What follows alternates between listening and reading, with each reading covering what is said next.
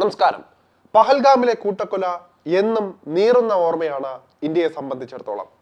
എന്നാൽ ആ നീറ്റൽ സഹിച്ച ഒതുങ്ങിയിരുന്നില്ല. പകരം അതിന് കാരണക്കാരായവരുടെ മടയിൽ പോയി തന്നെ സകലതിനെയും തീർത്ത് കളഞ്ഞു ഇന്ത്യൻ സൈന്യം. ഇനിയൊരു ആക്രമണം നടത്തും മുൻപ് എതിരാളികൾ ആലോചിക്കും മുട്ടാൻ പോകുന്നത് ഇന്ത്യയോടാണ് എന്ന്. ഇസ്രായേലും US-ഉം റഷ്യയും അടക്കം വമ്പൻ പ്രതിരോധ സംവിധാനങ്ങളും ആയുധ സാമഗ്രികളുമുള്ള രാജ്യങ്ങൾ വരെ നീണ്ട തയ്യാറെടുപ്പുകൾ നടത്തി തിരിച്ചടി കൊടുക്കുന്ന രീതികളിൽ നിന്നാണ് ഇന്ത്യ ഇവിടെ വ്യത്യസ്തമാകുന്നത്. അത് US-ന്റെ തന്നെ യുദ്ധകാര്യ വിദഗ്ധനായ ജോൺ സ്പെൻസർ സമ്മതിച്ചു തരുന്നുമുണ്ട്. 2001 സെപ്റ്റംബർ 11 US-ൽ ആക്രമണം നടത്തിയ ഭീകരരെ വധിക്കാൻ 18 മാസമാണ് അവർക്ക് വേണ്ടി വന്നത്. 10 വർഷം പിന്നെയും വേണ്ടി വന്നു ആ ഭീകരാക്രമണത്തിന്റെ മുഖ്യ ആസൂത്രകനായ ഒസാമ ബിൻ ലാദനെ വധിക്കാൻ. എന്നാൽ പഹൽഗാമിൽ 26 പേരെ വെടിവെച്ച് കൊന്ന ഭീകരരെ വേട്ടയാടി ഇന്ത്യൻ സൈന്യം വധിച്ചത് വെറും 97 ദിവസത്തിനുള്ളിൽ. ഇത്രയും ചുരുങ്ങിയ നാളുകൾക്കുള്ളിൽ അങ്ങേയറ്റം പരിശീലനം ലഭിച്ച ഭീകരരെ വേട്ടയാടി പിടിച്ച ഇന്ത്യൻ സേനയുടെ മിടുക്ക് അപാരമാണ് എന്നാണ് അമേരിക്കയിലെ മോഡേൺ വാർ ഇൻസ്റ്റിറ്റ്യൂട്ടിന്റെ അധ്യക്ഷൻ കൂടിയായ ജോൺ സ്പെൻസർ പറയുന്നത്. കേൾക്കുന്നത് പോലെയോ പറയുന്നത് പോലെയോ അത്ര എളുപ്പമല്ല പടക്കളത്തിൽ ഇറങ്ങിച്ചെന്ന് ശത്രുക്കളോട് പോരടിക്കുന്നത്. കൃത്യമായ പ്ലാനിങ്ങിലൂടെയും പ്രവൃത്തിയിലൂടെയുമാണ് പഹൽഗാമിൽ ചോര തെറിപ്പിച്ചവരെ തിരഞ്ഞു പിടിച്ച് ഇന്ത്യ കാലപുരിക്ക് അയച്ചത്.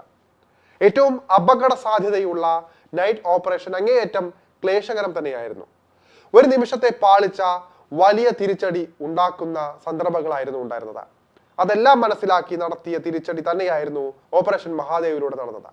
ഇവിടെയാണ് ജോൺ സ്പെൻസർ ഉൾപ്പെടെയുള്ള യുദ്ധകാര്യ നിരീക്ഷകരുടെ വാക്കുകൾക്ക് പ്രസക്തിയേറുന്നത്.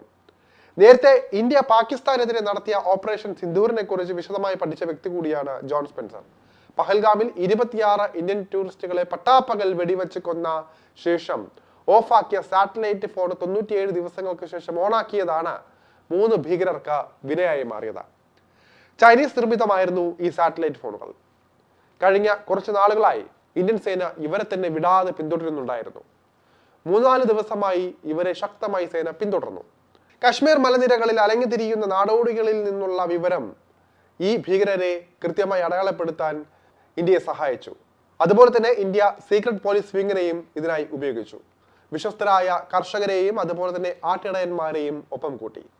ഡ്രോണുകൾ ഉപയോഗിച്ച് കൃത്യമായി ഭീകരരുടെ താവളം ട്രാക്ക് ചെയ്തു. അവരുടെ ചിത്രമെടുത്തു.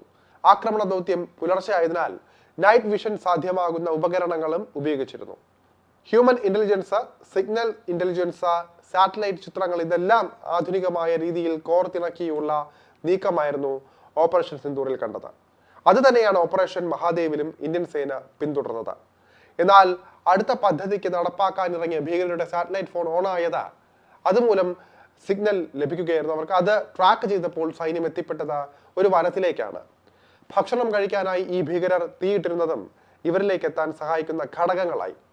ആകാശത്ത് നല്ല കട്ടിയുള്ള മേഘമാലകൾ നിറഞ്ഞിരിക്കുന്ന വനപ്രദേശമാണ് മഹാദേവ മലയ്ക്ക് ചുറ്റുമുള്ള ഒരു വനപ്രദേശത്തിലുള്ളത്. മലനിരകളും താഴ്വരകളും നിറഞ്ഞ അങ്ങേയറ്റം സങ്കീർണമായ ഒരു ഭൂപ്രദേശം.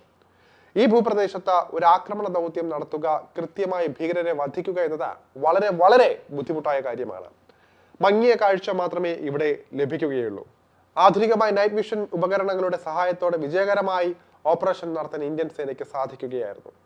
രാത്രിയിൽ തന്നെ ഇവരുടെ വ്യക്തമായ ചിത്രങ്ങൾ സാറ്റലൈറ്റ് സഹായത്തോടെ ഡ്രോണുകൾക്ക് പകർത്താൻ സാധിച്ചു. ഇന്ത്യൻ പ്രതിരോധ സേന നേടിയെടുത്ത ഈ വിജയം നിസ്സാരമായി കാണാൻ സാധിക്കുകയില്ല. സാധാരണ ഇത്തരം ഓപ്പറേഷനുകളിൽ ഇന്ത്യൻ പട്ടാളക്കാർ കൊല്ലപ്പെടുക പതിവാണ്. ഇതും ഒരു പരിധി വരെ ഒഴിവാക്കാൻ സാധിച്ചത് ഒരു ചെറിയ കാര്യമായിട്ട് കണക്കാക്കാൻ പറ്റില്ല. ലോകത്തെ പല മേജർ ഓപ്പറേഷനുകളും സസൂക്ഷ്മമായി നിരീക്ഷിച്ചിട്ടുള്ള സ്പെൻസറിന്റെ വാക്കുകളിൽ നിന്ന് മനസ്സിലാക്കാം ഇന്ത്യൻ പ്രതിരോധ വിഭാഗത്തിന്റെ ബുദ്ധിയും ശക്തിയും എത്രത്തോളം ഇതിൽ ഗുണകരമായി എന്ന്. ഇത്രയും ദുർഘടം പിടിച്ച ഒരു ഭൂപ്രകൃതിയിൽ പ്രത്യേക പരിശീലനം സിദ്ധിച്ച ഭീകരരെ പിടികൂടുക എന്നത് അസാധ്യം തന്നെയാണ്. ഈ 3 പേരിൽ ഒരാളായ സുലൈമാൻ പാകിസ്ഥാൻ സേനയുടെ കമാൻഡർ കൂടിയാണ്. അതുകൊണ്ട് തന്നെ ശത്രുക്കളുടെ നീക്കങ്ങൾ നേരത്തെ കണ്ടെത്താനുള്ള സംവിധാനങ്ങൾ അവരുടെ പക്കലും ഉണ്ടാകും. അതുകൊണ്ട് തന്നെ പരിശീലനം സിദ്ധിച്ച ഭീകരരെ വേട്ടയാടുക അത്ര എളുപ്പമല്ല. പഹൽഗാം ഭീകരർ ഉപയോഗിച്ചിരുന്ന ഷൂസ്, ആയുധങ്ങൾ എല്ലാം തന്നെ ആധുനികവുമായിരുന്നു. AK-47, M4 കാർബൈൻ, അമേരിക്കൻ നിർമ്മിതമായ M9 തോക്കുകൾ എന്നിവ ഇവർ ഉപയോഗിച്ചിട്ടുണ്ടായിരുന്നു. ഇതെല്ലാം തെളിവുകളാക്കി ശേഖരിച്ചാണ് ഓപ്പറേഷൻ മഹാദേവിന്റെ പോരാട്ട ലക്ഷ്യം ഇന്ത്യ ലോകത്തോട് വിളിച്ചു പറഞ്ഞത്.